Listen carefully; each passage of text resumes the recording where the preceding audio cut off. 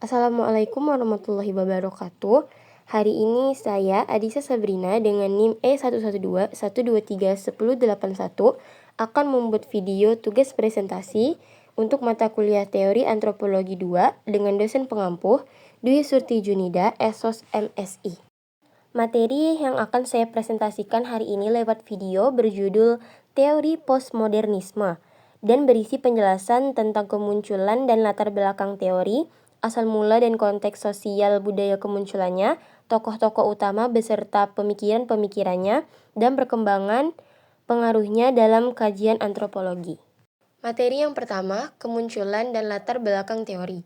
Istilah postmodern secara harfiah berarti setelah modern. Postmodernisme awalnya memang merupakan reaksi terhadap modernisme. Postmodernisme merujuk pada bentuk-bentuk kebudayaan, intelektual, dan seni yang telah kehilangan hierarki atau prinsip kesatuan, serta disertai kompleksitas ekstrim, kontraksi, ambiguitas, perbedaan, dan kesaling tautan sehingga sulit dibedakan dengan parodi. Sementara itu, terma postmodernitas adalah istilah turunan postmodernisme yang merujuk pada aspek-aspek non-seni sejarah, yang dipengaruhi oleh berbagai gerakan baru, terutama perkembangan dalam dunia sosial, ekonomi, dan kebudayaan sejak tahun 1960-an. Istilah postmodern pertama kali dipergunakan sekitar tahun 1870-an dalam berbagai bidang. Selanjutnya, materi yang kedua, asal mula dan konteks sosial budaya kemunculannya.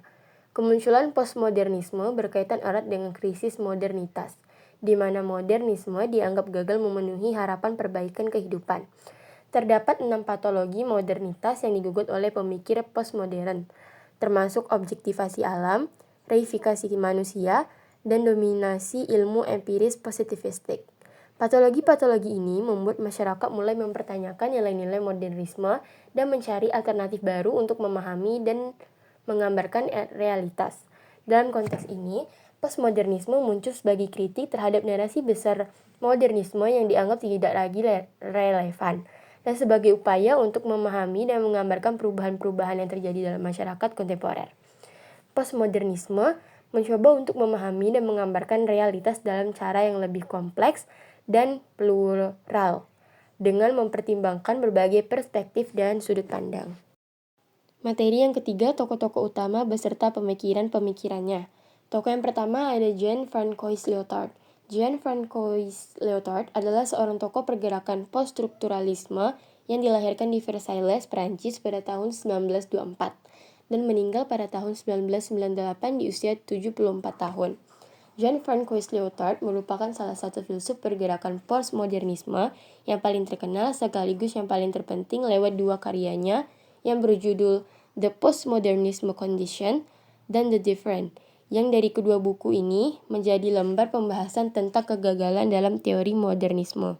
Menurut Jean-François Lyotard, tentang ilmu pengetahuan yang datang dari pandangan besar modernisme seperti kebebasan, kemajuan, dan sebagainya telah mengalami permasalahan yang sama dengan masa abad pertengahan yang memunculkan istilah seperti religius, nasionalis, kebangsaan, dan keunggulan negara-negara Eropa untuk saat sekarang tidak dapat dipercayai kebenarannya lagi.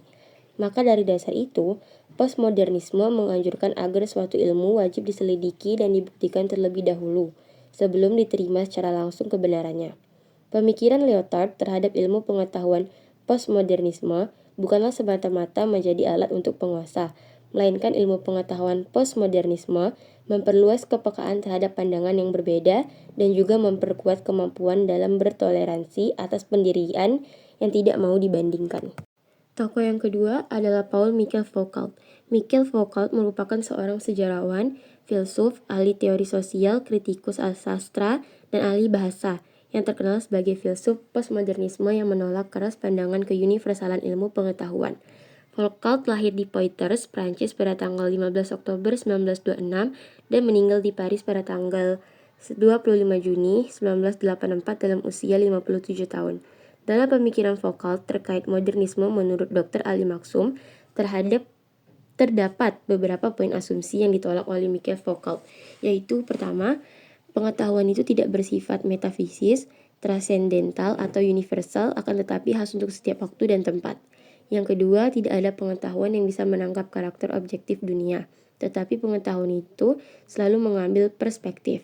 Yang ketiga, pengetahuan tidak dilihat sebagai pemahaman yang netral dan murni, tetapi selalu terikat dengan rezim-rezim penguasa. Akan tetapi menurut Foucault, tidak ada perpisahan yang jelas dan pasti antara pemikiran modern dan postmodern. Paradigma modern, kesadaran dan objektivitas merupakan dua unsur pembentuk rasional otonom. Namun bagi Foucault, pengetahuan itu bersifat subjektif. Tokoh yang ketiga ada Jacques Derrida. Jacques Derrida adalah seorang filsuf kontemporer Prancis yang lahir di Aljazair pada tanggal 15 Juli 1930 dan meninggal di kota Paris, Prancis pada 8 Oktober 2004. Derrida merupakan seorang filsuf yang dikenal karena pemikirannya tentang dekonstruksi. Dekonstruksi secara etimologis memiliki makna seperti mengurai, melepaskan, dan membuka, di mana dari pemikiran dekonstruksi yang nantinya menjadi salah satu kunci utama dalam postmodernisme yang akan memberikan sumbangsi perubahan mengenai teori-teori tentang pengetahuan dari modernisme yang dianggap terlalu kaku dan kebenarannya dianggap tak bisa dibantah. Dalam aktivitasnya, Derrida selalu berupaya meneliti tentang teori-teori pengetahuan yang menurutnya dapat dibantah. Dengan kata lain, dapat membuat teori baru, asalkan teori baru tersebut dapat terbukti kebenarannya dan bisa dipertanggungjawabkan. Tokoh yang keempat ada Fredric Jameson. Pria yang lahir pada tanggal 14 April 1934 di Cleveland, Ohio, Amerika Serikat ini merupakan seorang kritikus literatur beraliran Marxisme terkemuka. Menurut Fredric Jameson, postmodernisme memiliki dua bentuk utama, yaitu pastiche dan skizofrenia.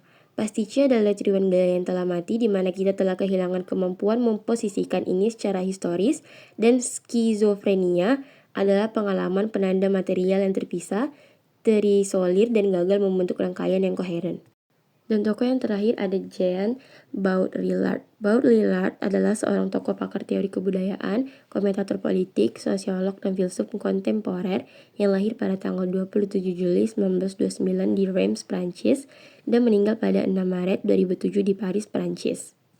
Jean Baudrillard merupakan filsuf postmodernisme yang memusatkan perhatiannya kepada persoalan mengenai kultur yang dalam pandangannya mengalami perubahan besar-besaran dan merupakan bencana besar, karena baginya revolusi kultural mengakibatkan massa menjadi semakin pasif, ketimbang semakin aktif seperti kebanyakan perkiraan pemikir Marxisme.